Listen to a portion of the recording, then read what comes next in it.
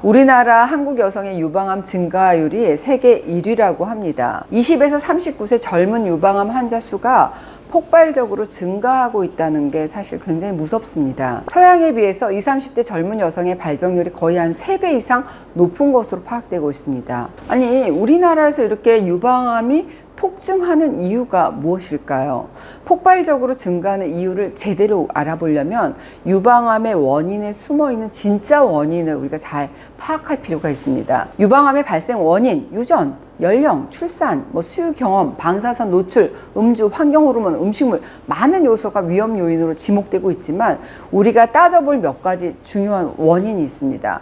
오늘은 나, 그리고 내 딸, 내 엄마, 혹은 내 부인, 어떤 것들을 조심하면서 유방암의 위험으로부터 벗어날 수 있을지 알아보겠습니다. 유방암의 주요 원인, 첫 번째, 유전입니다. 유방암은 유전이기 때문에 엄마가 유방암이 있으면 나도 위험하다, 이게 대부분 생각하실 거예요. 그런데 이 얘기는 반은 맞고 반은 틀렸다고 할 수 있습니다. 내 엄마가 50대 이전에 유방암이 진단됐다, 그럼 딸의 유방암 발생 위험이 한 1.7배 정도 증가하는 것으로 알려져 있고, 유방암 관련 유전자죠, 브라카 검사에서 돌연변이 양성으로 나온 경우에도 발병 확률이 증가하는 것은 사실입니다. 그런데 이런 유전적인 요인으로 발병된 유방암은 전체 환자의 10% 정도밖에 되지 않아요. 그러니까 이 말은 유전으로 위험률은 높을 수 있지만 반드시 그렇다고 해서 유방암에 걸린다고 얘기할 수는 없다는 겁니다. 여기서 주목하실 점은 어머니 세대보다 더 많은 여성들, 특히 지금의 20에서 39세 젊은 여성에게 유방암의 위험이 더 높다는 사실에 주목을 하셔야 돼요. 세대가 거듭되면 거듭될수록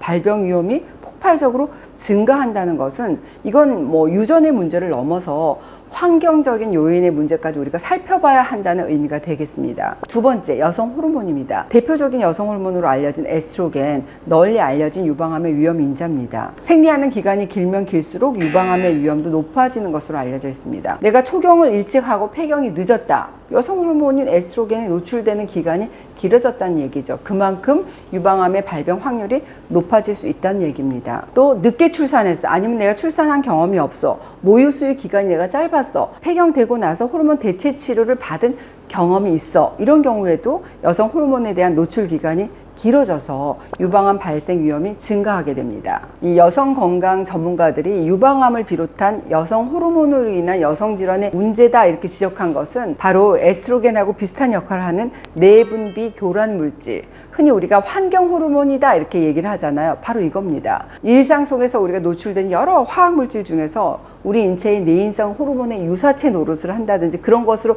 좀 의심되는 물질들이에요. 살충제, 제초제 같은 농약류, 또 불완전 연소로 발생하는 다이옥신, 플라스틱 원료 물질, 특정 계면 활성제, 중금속, 이런 거에 존재하는데 생활용품이라든지 환경에 의한 접촉으로 우리 몸에 유입되잖아요. 그럼 다양한 경로를 통해서 간접적으로 에스트로겐의 역할을 해버리거든요. 예를 들어서 유방암 세포에 여성 호르몬인 에스트로겐을 주입하게 되면 암세포가 커지는데, 에스트로겐하고 비슷한 이 환경 호르몬도 같은 역할을 하는 것으로 추정하고 있어요. 이미 여러 동물 실험으로 살충제, 화장품, 첨가물 이런 200여 종의 화학물질이 유방암을 일으키는 것으로 확인된 바가 있지만 우리 인체를 대상으로 명확하게 규명되지는 못했습니다. 다만 유방암 발병률이 낮은 나라에서 유방암 발병률이 높은 국가로 이민해온 여성이라든지 그 다음 세대에서 유방암 발병률이 높아지고 유전자 영향으로 보기에는 그 증가폭이 너무 크고 빠르다, 이런 점에서 환경 호르몬하고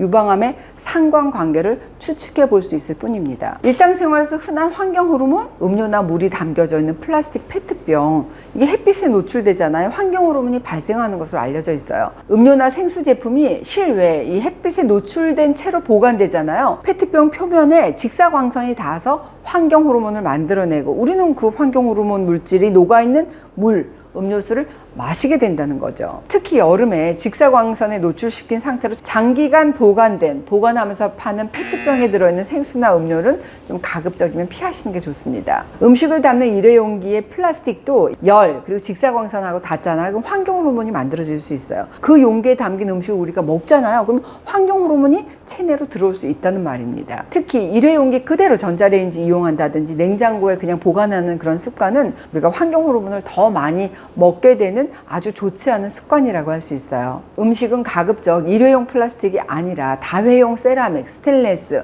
요리 그릇에 담아 드시는 게 좋겠습니다. 우리가 먹는 육류 중에도 성장 호르몬 주사라든지 다량의 항생제를 투여받은 동물의 고기 그리고 유제품에서 한 20여 가지가 넘는 화학 성분 그리고 항생제 성분이 검출되는 것으로 알려져 있어요. 우리가 그런 고기를 먹었어. 그러면 이런 성분들이 우리 몸속에서 호르몬 교란 물질로 작용하게 되겠죠. 육류를 고르실 때는 가급적이면 무항생제 제품 그리고 유기 축산물 마크가 있는 그런 것으로 우리가 고르는 그런 노력이 필요하겠습니다. 그리고 또 이 머리 염색 있잖아요. 유방암을 비롯해서 난소암 발병 위험이 커진다는 연구 결과가 국제학술지에 보고된 적이 있죠. 염색약을 많이 그리고 오랫동안 사용할수록 유방암과 난소암의 발병 위험이 컸다는 건데요. 물론 명확한 기전이 밝혀지진 않았지만 염색약의 화학물질이 우리 여성 호르몬인 에스트로겐 분비에 악영향을 끼치는 것으로 추정하고 있습니다. 우리가 쓰는 화장품, 빨래, 세제 역시 성분표를 좀 확인하면서 여기 내분비 교란 물질이 있지 않은지 하나하나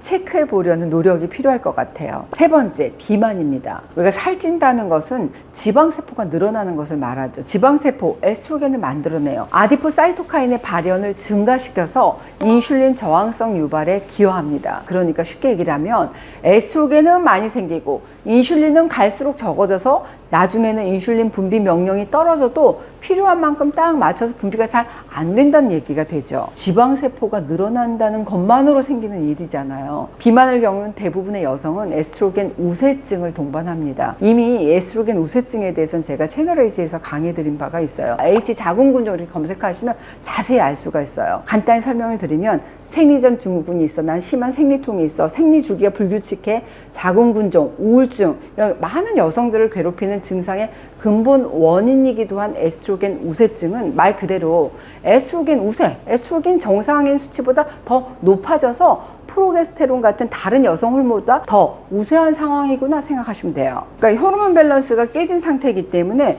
이런 불편감뿐만 아니라 자궁 질환의 가능성도 높아집니다. 자궁벽이 두꺼워져서 자궁 성근증, 자궁 근종이 생길 수 있고 가슴 커지고 통증이 생긴다든지 유방 낭종, 선종 같은 멍울이 생기기도 합니다. 생리량이 갑자기 많아지고 생리 주기가 불규칙해지는 분도 많고 이런 분들은 체중이 갑자기 늘었다 이런 말씀을 하시죠. 특히 어디? 아랫배, 엉덩이, 허벅지 쪽으로 살이 몰리고 또 기미가 심해지기도 합니다. 생리할 때가 아닌데도 피로를 너무 쉽게 느끼고 신경이 굉장히 예민해지고 우울감이 지속되기도 해요. 그런데 지금 말씀드린 이런 에스트로겐 우세증 그리고 인슐린 저항성 이런 것들은 여기에다가 딱 한 가지만 딱 더해지잖아요. 그러면 혹이 잘 생기고 암세포가 더 잘 만들어지는 환경이 조성이 됩니다. 바로 정제당입니다. 성호르몬은 당을 많이 섭취하잖아요. 그럼 5알파 리덕타제라는 효소가 활성화가 돼요. 그래서 남자의 경우에는 전립선암이라든지 탈모 방향으로 진행이 되고 우리 여성은 혹이 더 잘생기는 쪽으로 진행될 수 있습니다. 애초에 비만,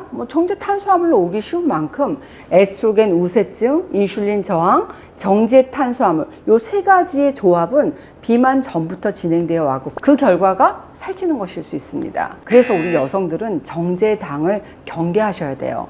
나는 달달한 빵, 떡, 쿠키, 케이크, 국수, 죽, 당면 이런 음식 너무 좋아하는데 이런 거 주의하셔야 돼요. 특히 빠르게 혈당 올리는 주스라든지 탄산음료 웬만하면 냉장고에서 안 보이도록 하시는 게 좋습니다. 오늘은 유방암의 원인 3가지 알려드렸어요. 첫 번째, 유전적 요인은 전체 유방암 환자로 봤을 때 크지 않고 오히려 유방암 위험을 높이는 생활 습관을 피해야 된다. 그래서 유전적 요인을 개선할 수 있다라는 말씀드렸습니다. 두 번째, 여성 호르몬의 영향, 우리 생활 주변에 환경 호르몬을 철저하게 경계하셔라 이런 얘기로 풀어드렸어요. 일회용품, 먹거리, 화장품 우리가 쓰고 먹는 모든 것에 우리는 관심을 기울여야 된다는 말씀 드렸어요. 세 번째, 살찌는 거. 이 비만은 정제당 안 돼요 말씀드렸어요. 절대로 이 3가지 조합, 안 좋은 조합, 정제당, 에스트로겐 우세증, 인슐린 저항 이 조합을 만들지 마시라는 말씀 드렸습니다. 이렇게 우리가 유방암에 대해서 알고 그 위험을 대비하면 무서울 게 없잖아요. 우리 해밀레님 오늘도 화이팅입니다.